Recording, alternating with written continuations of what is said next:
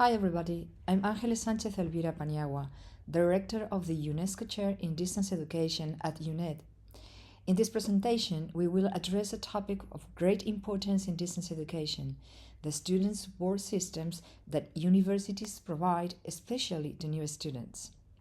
We must consider students' significant heterogeneity in non-face-to-face traditional education systems regarding age, location, previous educational level, professional development, personal responsibilities, digital competencies, etc.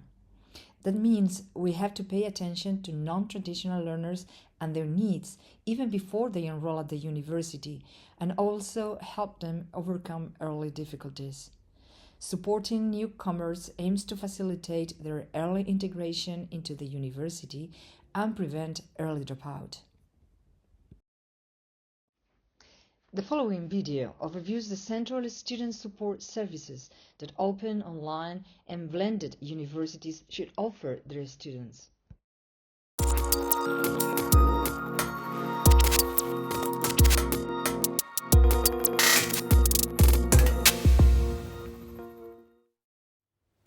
Hello, my name is Ángeles Sánchez-Elvira Paniagua, and I am the chair of the student support group in the Empower project in the EADTU.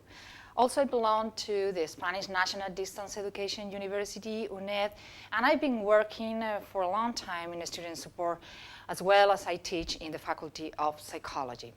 I would like to make just a brief presentation about what the student support field of expertise of the Empower is, what we work about, and what student support is. Well, we all know that we are living in a new world, new challenges we have to cope with, and that requires new learning pathways for our students, and also new ways of teaching for us. In this way, the European Commission very recently talked about we have to empower our learners for this 21st century, this century of new and complex challenges. So that means that we need to give them effective support and guidance structures, and a curriculum that is more focused on their necessities, capabilities, competences, and more clearly focused, of course, on the learner. So we have to deliver and to develop high-quality, flexible, and more individual tailored education paths. And that's one of the things that will change how we offer our student support services. Not only that, but also we have technologies, and technologies are changing and reshaping the way we give our education and the way our education system is developed, and enriched and technologically mediated learning environments are growing and growing, and that means that we start talking about things like hybrid, flexible, ubiquitous, mobile, open, global and local education systems, of course formal and informal, all along the life, personalized, and at the same time we can give massive open online courses, for instance, for large groups of students, learner-centered and social and interactive, even more and more collaborative learning and ways of working, and something that is also interesting, like gamified. But we also are developing virtual worlds, simulators, apps, etc. So it's a whole new world of things and possibilities related to education that requires new ways in which students are supported. That means also that in the past, distance education and e-learning in the recent years was something more in the periphery of the education. And now we can say that it's becoming more and more from the periphery, it's moving from the periphery to the mainstream of education. So we have distance education universities with a long tradition and expertise in education in this kind of systems. I think they can help a lot to other universities in the sense of how we manage with distance education and with online, open, blended learning systems. very recently, these three fathers and early founders of distance education, such as Alan Tate, Sir John Daniels, or Michael Moore, were asked about if they thought that a distance education term should be kept. And, well, they say yes, because, well, distance education now is well understood in the world, and what that it means. So, well, it's a term that it's still necessary, but also asking to, where they were asked about what was the best thing, the most important thing, why they were kept by distance education in the past, in the early years. And they say that, distance education made education more accessible. And that still is one of the reasons why now distance education and open education and e-learning is becoming more and more usual in all educational systems, because, these systems make possible or accessible education to a large number of persons in the world. But I would say that also, I had read something like distance learning is transforming the educational experience of students worldwide. And this is very interesting, because I think that now everyone is thinking about how can I help students that are not here just in my classroom, but can be in every part of the world. So the question could be learning at distance, or maybe we had to rethink this term, because a distance from where, I would say. So now that we are all connected, I would say that it's better to talk about learning without distance, because, distance is a kind of physical concept. I mean, I'm not with the teacher in the same room, but the truth is now we can be connected everywhere at any time with our teachers, with our colleagues, with the rest of the students. So we are always connected, and with different types of devices to our educational process. So coming to this point of the student support, I would say that student support is at the very heart of the student success. Really, let's say that, as Ormond Simpson has defined, student support relates to all activities beyond the production and distribution of educational materials that support a student progress towards success in their studies. So that's the main word. I mean, it's all we do to make our students progress toward success. I like also this definition of Lehman and Consau of 2014, when they say that to create a sense of presence in online teaching is very relevant. And they understand student support as a support that create environments that leads to learning, the development of strategies that generate engagement of students with the community. That's something really very relevant. And this sense of community, what it produces is that students can avoid this feeling of being isolated or alone in their studies. So also they provide students with a sense of self-direction or becoming self-regulated learners, autonomous learners, and to manage and control their studies, and contributes to student satisfaction, to the increase of motivation, and a good student support helps to persist in an online course, so it can promote the retention of students, which is something that we really need in this kind of studies. But the thing is, if we think about all this, we have to first know how our students are. I mean, which are their main characteristics and their main needs and difficulties in our system. And the first question would be, which are the main obstacles students face in distance education, in online learning environments? Which are these main obstacles and difficulties? And there are a lot of research being done about that, and kind of review of this research tell us that, there are like two main areas. There are institutional causes, like lack of the adequate institutional support. If the institution is not really committed commitment. It has not commitment with their students. They are not going to offer good student support.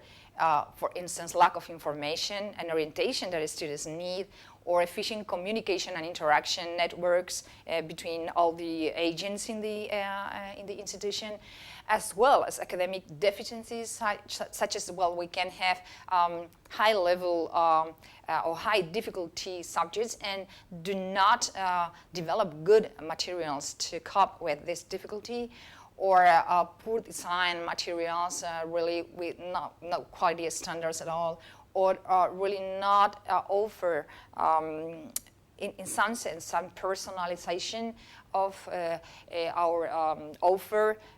For instance, if our students are new and they need different things, so they have some sort of disabilities. And so all these things are institutional causes.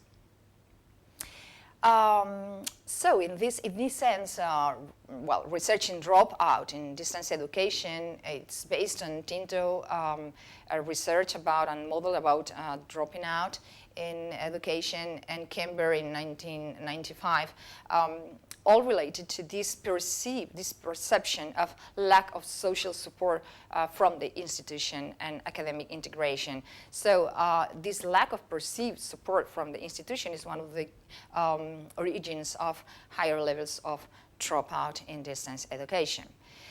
And there are another type of causes and reasons, like personal ones. There are this area of personal characteristics that we may know, but we have to do research on that. For instance, our students can lack of previous knowledge, or even very relevant in this new online and blended learning models, they can lack of digital competencies, so they cannot really deal with virtual environments.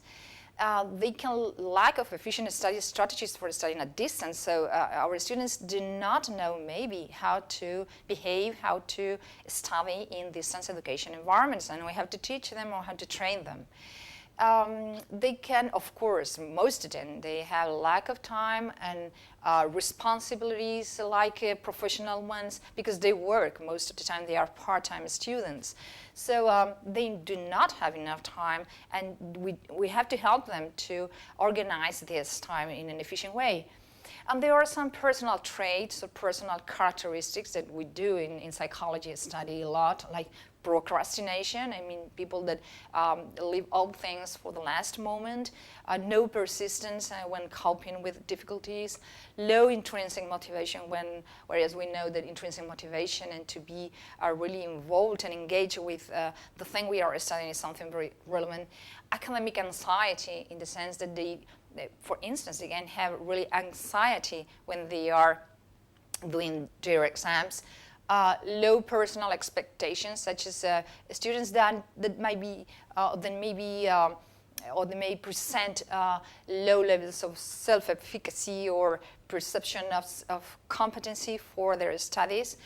Special difficulties, such as those people that have some sort of disability, etc. So these are main conclusions of international research in the area. Well, on the other side, these are the difficulties and the obstacles. Let's go now to which can be the key of success in this online, open, blended learning scenarios. Well, we can talk about one just single construct that is really relevant, that is self-regulated learning. A self-regulated learner, or to be a self-regulated learner, means that you know how to plan your studies, how you establish your main goals, your objectives. You are intrinsically motivated for that you would like to initiate, wherever it is a program, a course, a task. You can plan perfectly well your activities and the time you have for doing that, and you can activate your previous knowledge. Then you implement the strategies to reach the goals, to achieve the goals you want to, and you look for support and resources that you might need, and you are able to self-monitoring your own process. So if you just go a little bit further and you're not going in the good way, you can just readjust your pathway. You have emotional control, and you, of course, you manage your time effectively. And finally, in the last stage of this cycle of the self-regulation, you are able to evaluate and reflect your own performance, and to make some proposals for improvement in the next step. So that's why self-regulated learners or self-regulated learning is something so relevant in distance education. In our own research in UNED, we have seen that we can talk about something like positive learners, just in the way positive psychology talks about the positive sides of the human characteristics and the strengths. And we have seen that, there is a group of characteristics such as, to have passion for the studies, really like them, being intrinsically motivated because you choose these studies because you really are engaged with that, you love them, you have personal initiative, you can be autonomous, and you have perception of competence and self-efficacy. And all these characteristics are related to self-regulated learning. The good news are that many students can maybe have these characteristics, but most of them are not. And these are things that can be trained. So at the end, we can say that self-regulated learning is something we have to promote in our students, and that can be really trained. So student support in our institutions should promote this autonomous and self-regulated learning, and also collaborative, and our ways of supporting this should be also in this way collaborative. We have to improve engagement and intrinsic motivation, so we have to motivate our students, and we have to improve their perception of competence. We can do that. So it is expected from us that or our student support services should do that. We should reduce procrastination, help them to reduce procrastination and organize, to help them to organize their studies and reduce stress and anxiety. And many of these things are related to how they are able to organize their studies. So all these will prevent dropout and failure and increase success and also well-being, which is something we have to think about in our student support offer. But how we do all that, taking into account that we are moving and we are developing systems mediated by technologies. And so that's one of the things that many experts in the world are working now, and we can refer to 3 of them that have been working a lot in distance education and in delivering and developing student support services, such as Ormond Simpson, Alan Tate, or Tony Bates. And they are publishing a lot, and we should go on and know their work about student support in open, online, and blended learning systems. Very briefly, there are like 2 areas we have to work with our sources of support. First one is academic support. With all this we offer to help our students in an academic way. And the other area that is also important is non-academic support. That means organizational and emotional support we can give to our students, and we have to think and rethink the way we are doing that in these new scenarios and environments mediated by technologies. This is a very synthetic map or a scheme about what kind of student support services an institution should be offering.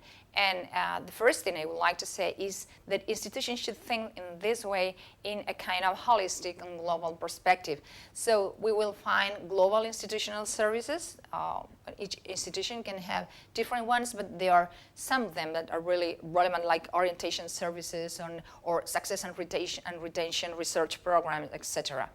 Then we have on another and second level the student support that faculty, services, and departments should be offering in the way or the academic support services, how they are organized. And then we can go to the first level of instructional design. So each professor that is responsible for this design should always think about how to design a course that really introduce relevant student support keys in, and to how to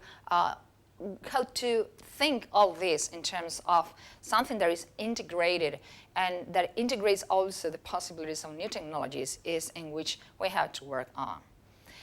I guess that this is really challenging for many of us, many institutions, because things are evolving very quickly in the area, in the field of technologies. But that means that we have to think not only in the sense of how past things like administrative procedures that were face-to-face, then we can do that now in online. That is just to change the way we did things with, or to substitute the way we did things in the past with including technologies. But now we have to think that technologies can also offer the opportunity to do things completely different and in a different way. And we have to be very innovative in this sense and to introduce that in our student support services. I would say that I think it's a common agreement about that strong and efficient online communities are really useful. So we have to think all of this, talking about this this perception of presence of the institution in the student's life. We have to develop really strong and really efficient way of being by online means with our students, but with this perception of community. Also, what to expect from the near future? We can be optimistic in the way that we are going to find out many new ways of being helped in the way of institution gives support to their students, but also students can be will be really receiving a better student support in the sense that technologies will promote to have more flexible, personalized, adaptive, ubiquitous student support services, and the role of learning analytics will take and is taking a great role in that, helping us, and that a student can be, just in a device such as a mobile phone, in contact with the university and in contact with their studies, and will receive constantly something like formative feedback in more or less an automatically way, and all these things are going to happen, and we will have the results very, very soon. Finally, I would like to talk about quality standards because, of course, student support should have some quality standards. We can agree with them, and the institutions should think in these terms when they develop new student support services, or they would like to review their services.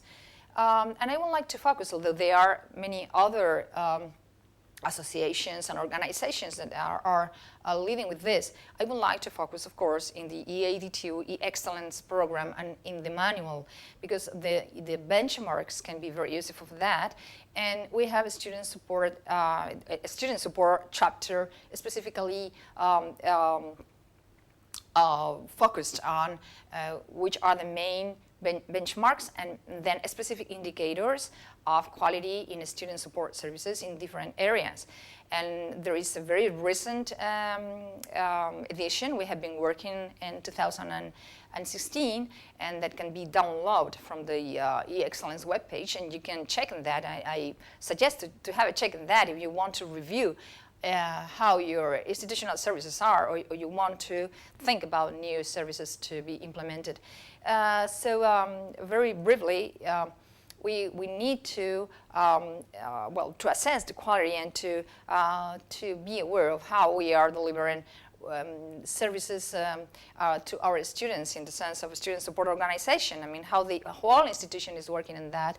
If they are a whole institutional plan, if we do have under an institutional perspective programs to support the needs for specific learners, such as prospective or new ones, such as those with disabilities, such as those that are in prison, for instance, then of course we have to have specialized roles for support staff.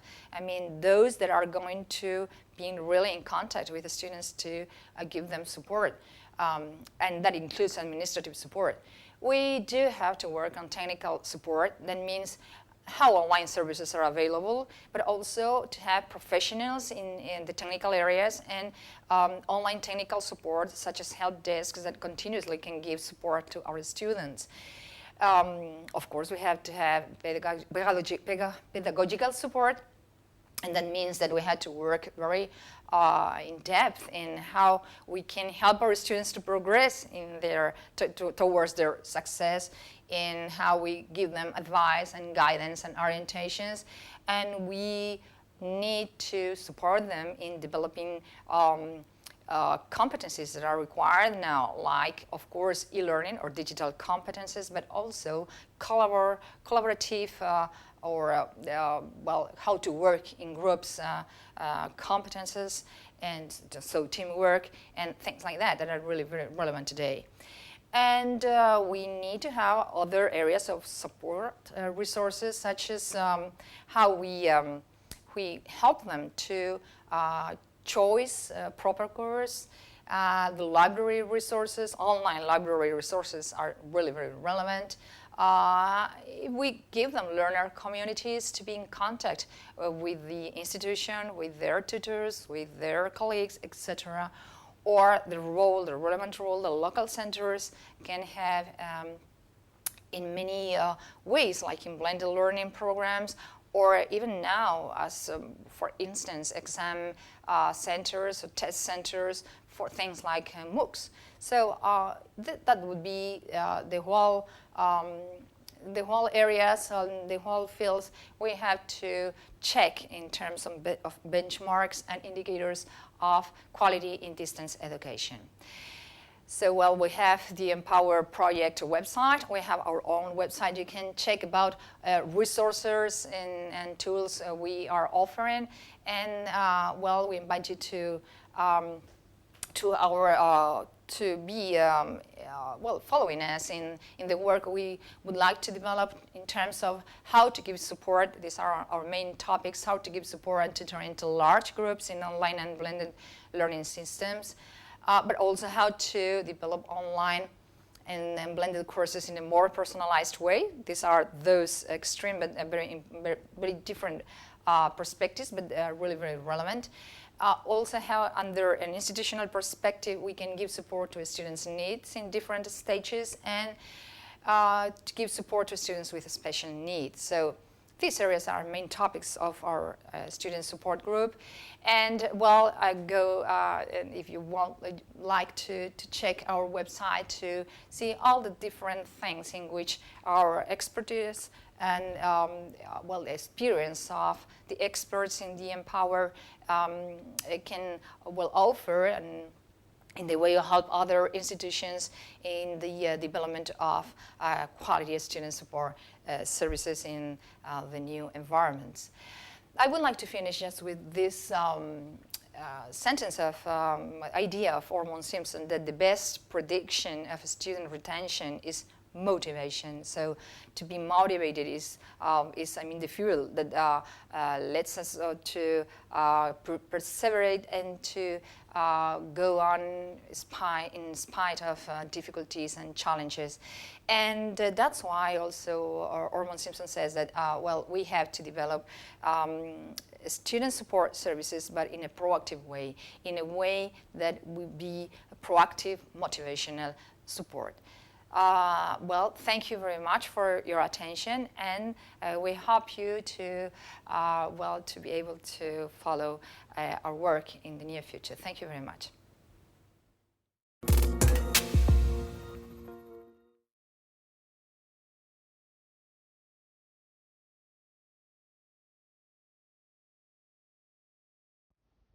We have seen the needs of students in non-face-to-face environments and the type of student support services we need to provide them.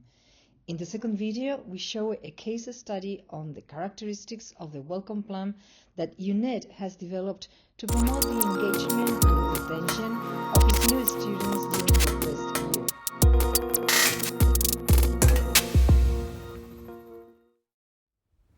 Hello, I am Ángeles Sánchez-Elvira Paniagua from UNED, and I am the chair of the Student Support Group in the Empower project. This presentation belongs to a webinar on induction programs in distance education university. So what we do with our newest students, how we give support to these newest students in our institutions. I'm going to talk about how we designed and developed our own UNED induction plan that it started something like, well, 11 years ago or around 2005. So the first idea I want to transmit is that we thought that the induction plan should not be something just related to give our own new students a warm welcome. So it should be more than a warm welcome. So taking this idea related to a revision, a review on what experts say about induction plans, we thought that our own UNED induction plan should have this integral institutional approach. I mean, a comprehensive approach that means that everyone in the institution should take into account that they should work for the induction plan. Send a procedural approach. I mean, it's not just to, as I said, to give a warm welcome to our newest students, but to support them all along the first year. This year that is so relevant for preventing dropout and to promote retention. And third, it is very important to work under a networked learning approach. I mean, our students should feel that they belong to the institution, that they are connected to other peers, to their academic staff, to the administrative staff, so that they work really in a network that is functioning and that they are not alone. Also, I thought that it was very relevant to take into account that self-regulated learning, as the research says, is at the main core of a student's success. So we had to work on how to promote, how to train self-regulated learning, and if we could join this perspective or put this perspective at the main core of our induction plan.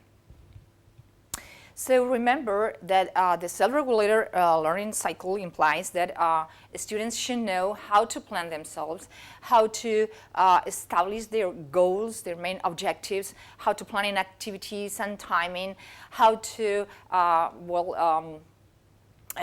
retrieve previous knowledge that is required for their studies. So there is a planning first step that is very relevant. Then there is a second relevant stage that is implementation. I mean, if you think that you have to do a task, are you prepared to develop these strategies, the learning strategies that are relevant for this specific task?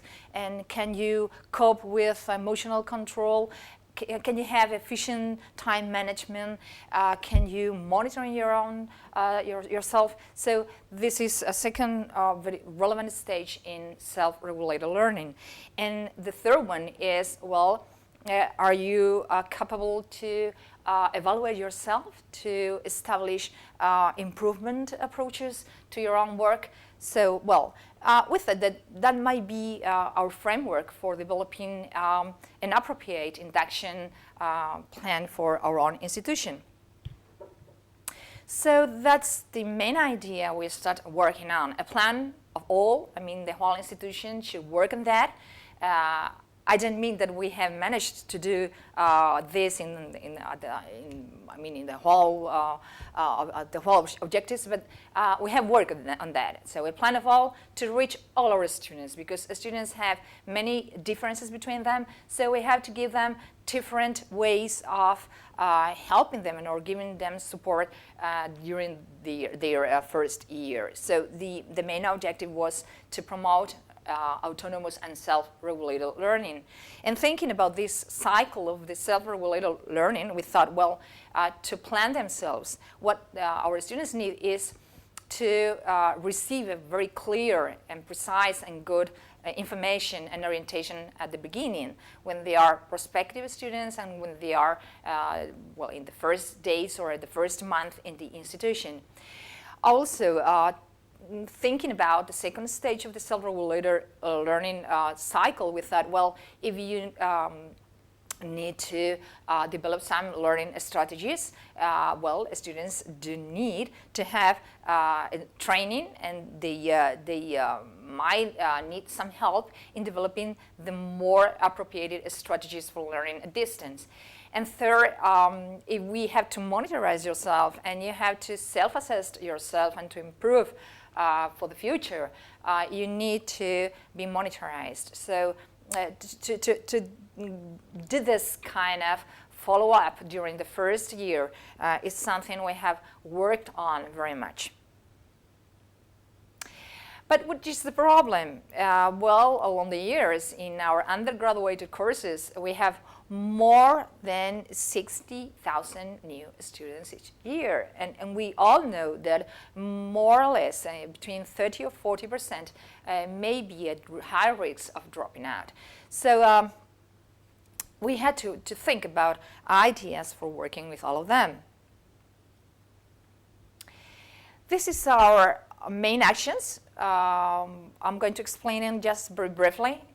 Each of us in the first stage of information orientation, the second of training, and the third one about follow-up, mentoring, and intervention. So what we did was a whole approach to these areas, and well, we had work very, very hard with different types of organisms in the institution that are very relevant in terms of giving students support, such as the Institute of Distance Education, such as the Center of Orientation of Students, and also because we also have face-to-face induction actions, our local centers all over the country. So we start working all together, and we still are doing like that.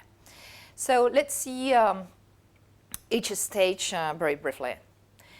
The first stage is, well, the information and orientation, first stage. So prospective students do need information of high quality, but they can get lost in this forest of information we have on the website. So what we did was to develop an induction general website where our students are guided through the just the very beginning, all the information they might need to be registered. So we guide them, so they don't have to be looking in another areas of the website, because they have their own website. Faculties such as mine, psychology faculty, has also developed complementary websites with information that is relevant for their own students. And well, students' attention services also are very much committed with this area of this stage of the induction plan. And finally, we work very hard with what we call students' guides, the first part that is open on the website, and that should give under a standard and homogenized perspective of 13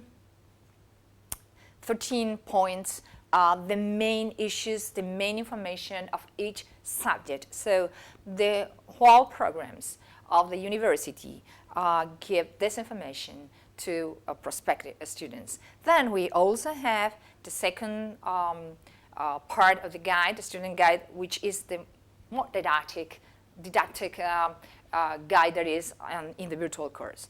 But I mean, we try to give them a very good information. On the second stage training, we thought that we should develop informal and formal courses to train our students to become a good student in our institution. That is to be successfully integrated in the institution, developing those competences that are required for distance education, for instance, and also to level their previous knowledge, because many of them can reach the institution, reach their courses without having an appropriate level. So what we did is we developed open courses in Open UNED in what the open courseware, such as leveling courses like maths, physics, or biology, and statistics, etc. So those subjects that might put students at a higher risk because they are more difficult. And also the development of generic competences courses such as self-regulated learning, informational competences, or teamwork, etc. But in 2012, we started with MOOCs. So part of this were developed in MOOCs, such as the basic digital competences, learning and teaching English, and so on. Then we thought about, well, if we have our newest students, they are already registered, what can we offer to them to develop those strategies they need, those competences for being self-regulated learners, and to know how to move, how to behave in our campus, for instance.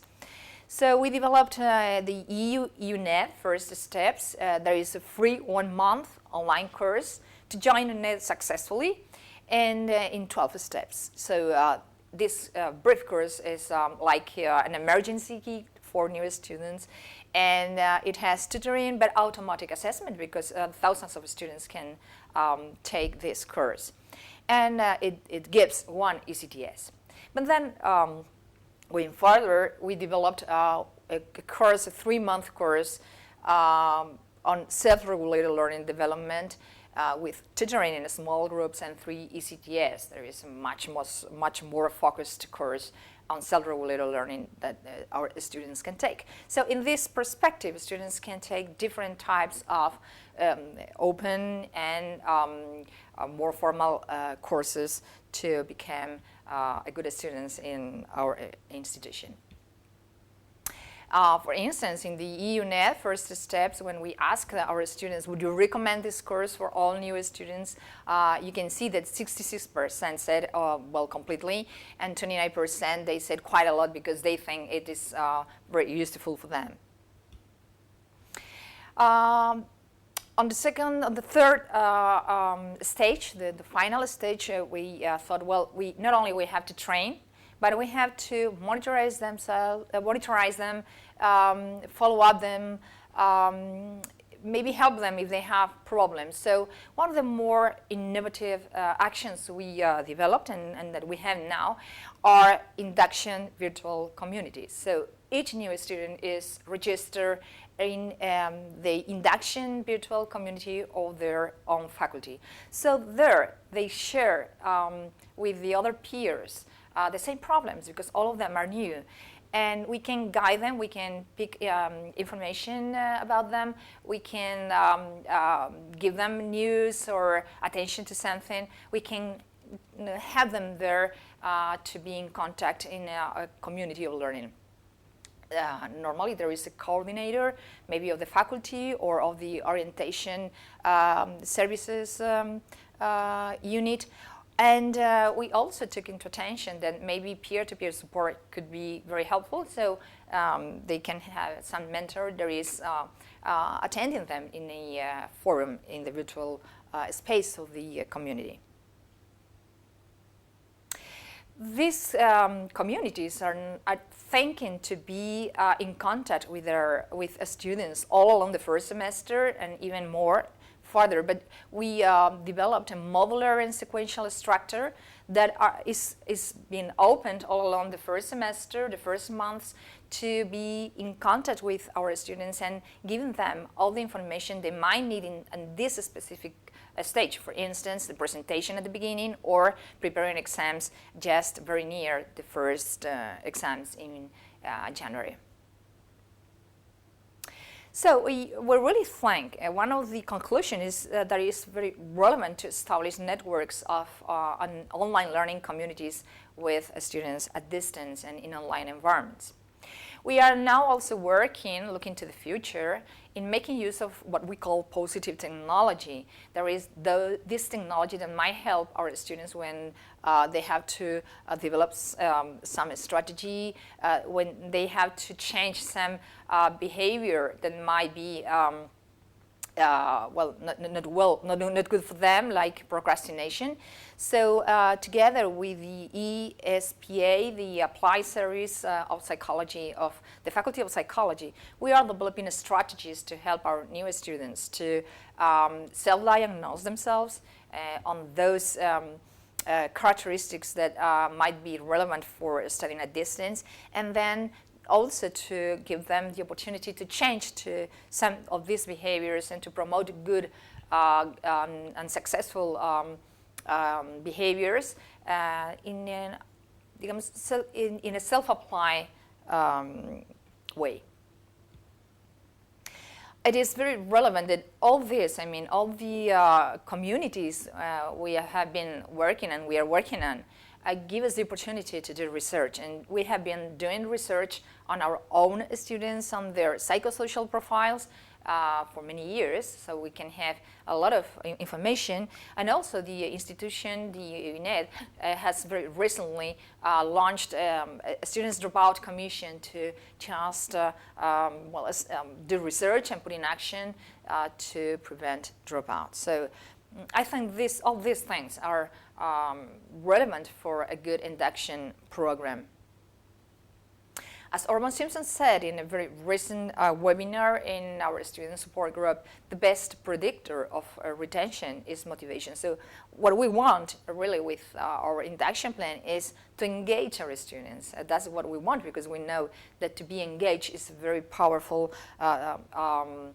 way of being or having success in the institutions and in their studies. So we not only want to get them engaged, but we also want to promote the students' well-being, and this is something we are doing research on now. So at the end, it's all about training. So that's what we have to do. We have to train our students during this first year to become happy and successful students in a distance education or an online environment. So we keep going, and there are so many things still to be done. We have to work very hard also with tutors and with the academic staff of the first year. I think there is a lot to do with that. So let's keep going, and thank you very much for your attention.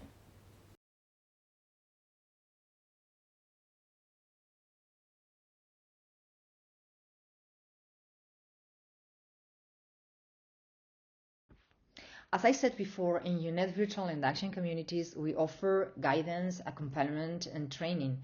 On-site support is also delivered in our local centers. Each faculty and school has its own virtual induction community for its new undergraduate students.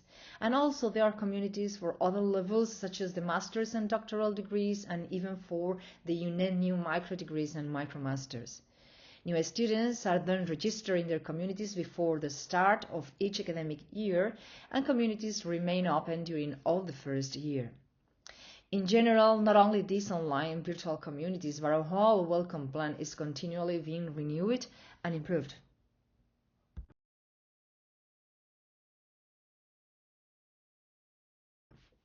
This is the current image of UNED online virtual induction communities. When accessing their communities, students can have a look to a starter kit to familiarize themselves with the university, or if they prefer, they can go and explore some issues more deeply.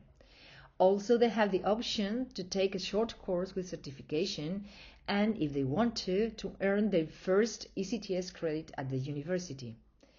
To create a sense of community, students will be able to interact with their counselors, mentors, and peers in forums and communication spaces.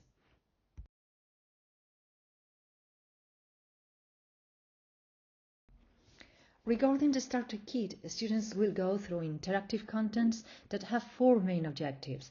Get to know the university, learn how to manage in an autonomous way on the online campus, discover the learning resources, and plan studies well to get off to a good start.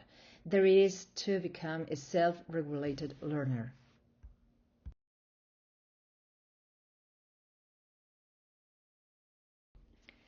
These starter kit objectives are accomplished through 9 steps with multimedia materials, links, and activities looking for engaging students in their first weeks.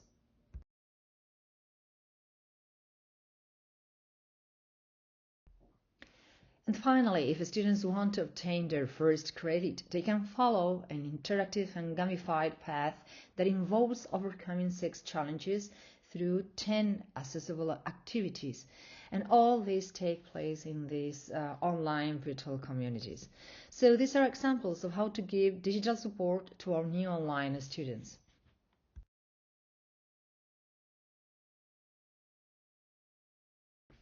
At present, incorporating artificial intelligence, especially generative AI, into student information and guidance actions is one of the challenges in upcoming developments for